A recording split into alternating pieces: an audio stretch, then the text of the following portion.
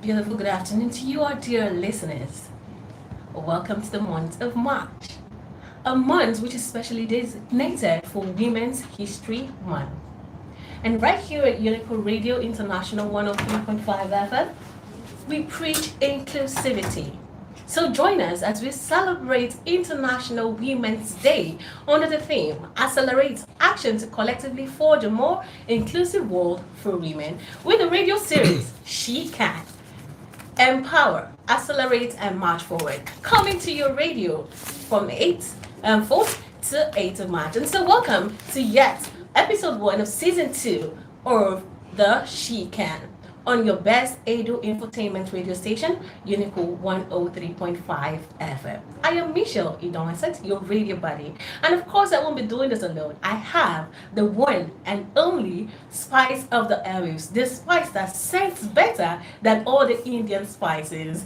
Do well as I welcome Divine Henshaw. Hi, Michelle. Good Hi, afternoon. hi, Vine. How you doing? Good afternoon. Well, I'm feeling really good. I feel very good. I mean, it's International Of Women's course, I was about Week. asking you, how do you feel that the month of March is actually dedicated to women? Well, I feel like it's something that is very commendable. I mean, women add spice to the society, add spice to our lives. So of course, it's very commendable that we have a particular time where we celebrate them, celebrate their achievements and their efforts. So yes, I'm super excited that this actually exists.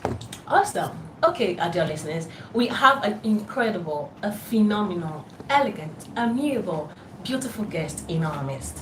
She is a phenomenal woman who currently serves as the registrar of the University of Calabar. She was appointed acting registrar on November 27, 2024, and subsequently confirmed as a substantive registrar by the university's governing council in January 2025. Prior to this role, she served as the Director of Council Affairs at UNICO, demonstrating her extensive experience within the university's administrative framework. Join me as I welcome none other person but Dr. Chukwuka Icha. It is an absolute privilege to have you with us today. Welcome to the studio. Welcome, Ma. Thank you very much. Thank you for honoring our invitation. Okay, and so today is set to celebrate International Women's Day. So, and so far so good. Your leadership as the registrar of the University of Calabar places you at the heart of academic administration. What has been the most fulfilling aspect of this role, and how have your past administrative experiences, including being the former director of council affairs, prepared you for the demands of this position? Thank you very much for this question. In the university, and University of Calabar in particular, we have two cadre of staff, the teaching, the non-teaching staff, and the academic staff. And for every non-teaching staff, that's the administrative cadre, you're looking forward to one day, especially the senior staff, you're looking forward to one day sitting up there as a registrar in the university. Okay. So this has always been my desire and expectation after I joined the service of the University of Calabar. So today I feel fulfilled, having gotten to the apex of my career as registrar in University of Calabar. For the second question, I'll go through a small journey Okay. or a summary of my journey in University of Calabar. This will help me and also help us to understand. I was employed into the services of the University of Calabar in March, to be precise, 2001. That's 23, 24 years back. I started as an administrative assistant, but later on, after the interview of regularization, I was affirmed as an assistant registrar because I came in with a master's degree. So I was properly placed during the regularization interview. Thereafter, I worked in different departments and units in the University of Calabar.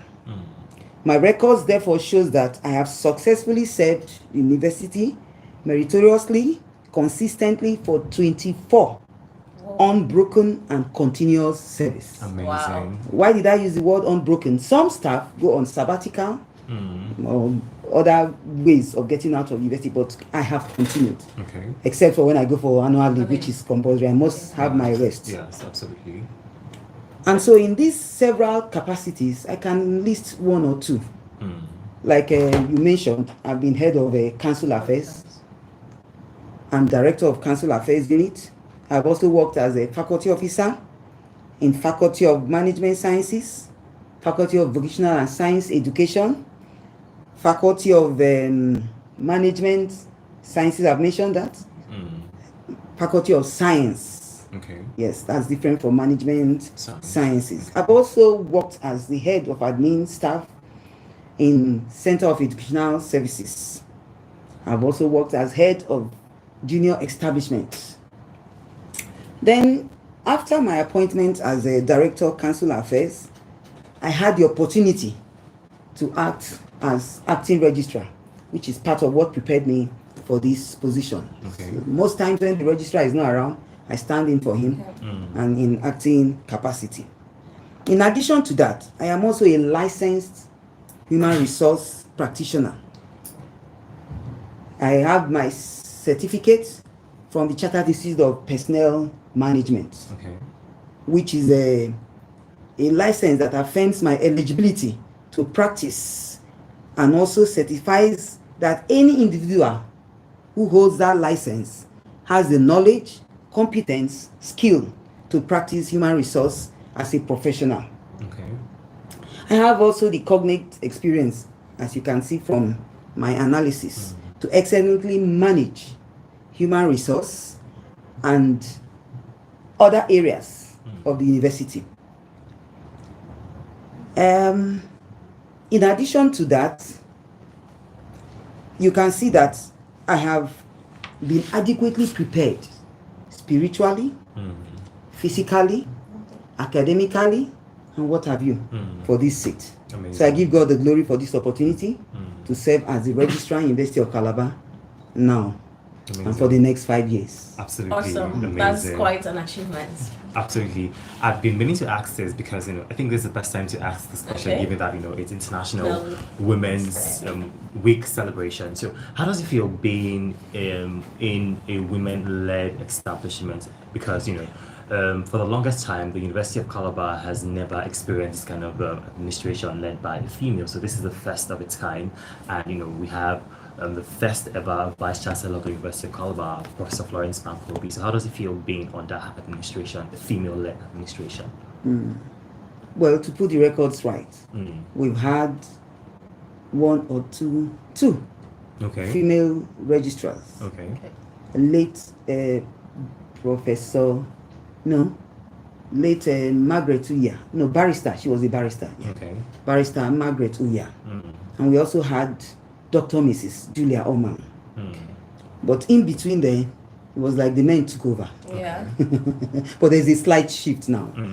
And by the grace of God, serving under the leadership of Professor Florence Bankobi has been quite an interesting experience.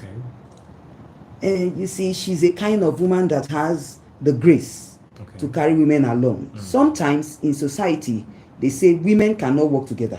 There's always this strife. She's a different woman. And these few months I've been with her has proven the fact that women can actually work together and make great impact and succeed together. So I'm glad that I have the opportunity to work with her, and I know I will succeed with her support and guidance too. Amazing. Okay, moving starts from within. In many parts of Nigeria, deeply and traditional practices often restricts women and girls from thinking outside the box and embracing innovative ideas. What mindset shifts do you believe are essential for women striving to break these barriers and redefine their potentials? I'll start from the background of the Word of God. The Bible says, I can do all things through Christ who strengthens me. Absolutely. Yeah. So, and that has been my philosophy, and it has helped me through. Maybe because of time, I would have given us instances of challenges I had going through the university these past 20-something years before getting to this position. So I want to encourage women striving to break barriers to have it at the back of their mind. One, as a woman, you should believe in yourself. Okay. Normally, as a human being, you're expected to believe in yourself. But for us women, because we are in a society where you have to ensure that you put your foot down and ensure you know your onions and you know what you're doing. If not, the opportunity to show that you can do all things through Christ who strengthens you will never come up. True. And so believe in yourself that you can do all things. Then two, take a bold step with confidence that you are already on the victory side. Now, if you go into battle or into a game or a race or competition with this fear or uncertainty, you can never win. Absolutely. That's why you have to work on yourself psychologically as a woman or a girl child to ensure that I am going there to win. I'm not going there to come back empty-handed. That was the mentality I had. Even when I went for this interview, for the position of Registrar University of Calabar, I went in knowing that I will win. I will come out victorious. Okay. And by the grace of God, that was confirmed. So now, also know that as I'm going there, I will get it as I go for it. With this mentality, nobody and nothing can stop you. Success, great success, is definitely your portion. Thank you. Amazing, amazing. Okay, so let's talk about challenges now. So limited access to quality education and skills, both soft skills and hard skills, remains a significant barrier in many Nigerian communities. What innovative strategies or policies would you recommend to ensure that young women and girls are empowered through education and lifelong learning? Well, on that note, there is this slogan I normally say, catch them young. Yeah. Most women, based on their background or upbringing, they have this understanding that the men are overall. I'm not disputing that. We all have our different classes and units where we can show that men are overall. But there are instances where women also show up. So now, to ensure that young women and girls are empowered through education and lifelong learning, we need to expose them to education early. And also begin to train them. One of the things that helped me in life to be able to get up to the point of having a doctorate degree is that from childhood, my mother had 6 of us. The first daughter and 2 other girls. So it was like she was looking for this male child to enable her, we know in the Nigerian society, to enable her to be established in her home as a true woman. African woman, thank you. A true African woman. And so she imbibed in us at that tender age, from primary school. As you're going there, you're not just a girl, you are able to do whatever you're going there to do. And so sending us to school was one of the strategies. And part of it was because she didn't have that exposure of going to school. So education was an area she desired to enter. But since she could not go, she pushed us. These 3 girls, you must go to school. And when you go to school, you must come back with what? Good results. And then with her small education, in those days they call it a primary 6 certificate. She got to that level. She was able to ensure that at home we had that education. So I want to encourage us to ensure that our daughters are well trained and to break that barrier of not bringing up the girl child. We should ensure that from home, as mothers, train your child. The Bible also says, train up a child the way he or she will go, and when he grows, he will not depart from it. So that lifelong learning comes from you ensuring that that little girl has interest in education. And you also lay a little foundation. Don't say push her to school, later a primary school teacher will teach, nursery school teacher will teach. No. There's something you have to do. You have a role to play. You have a role to play from the home front. And definitely, the sky will not be the limit because we're going beyond the sky. I love it. It has actually been an insightful one, Mom. But then, before we let you go, we would love to know, as we celebrate International Women's Day, what is your message to young women listening to you today who aspire to lead, innovate, and create meaningful impact? Like I said before, start with determination. I must succeed. Okay. If it gets to the point of verbalizing it, speak it out. I am going there to succeed. I must succeed. And 2, you must have a target. The apex. Like I said, coming into the university, I had a target and I had a goal. I'll share with us a small experience. Okay. At the beginning of my career, when I came in as an administrative assistant, I had to cover meetings and take minutes for the registrar. So you go into the meeting with him or her, you're not a member, but you're in attendance. You take notes, you help to develop minutes. One of the instances, we had this conference table and my registrar was sitting at the top, while at the side we had chairs, just one person at the top. At the side we had, on one side, 10 administrators, on the other side another 10, they were up to 20. And I looked at them all. That day my eyes were open. I looked at them all and said, so all these administrators are targeting that one seat. Yes. Then I must get there. And how do you get there? Determination. I must get there. And I kept on confessing it. This was not my first time of going for this interview. I had gone before, I didn't succeed, but I came back to reorganize, repackage, prepare myself with the understanding that I'm going there this time. This second chance must not elude me.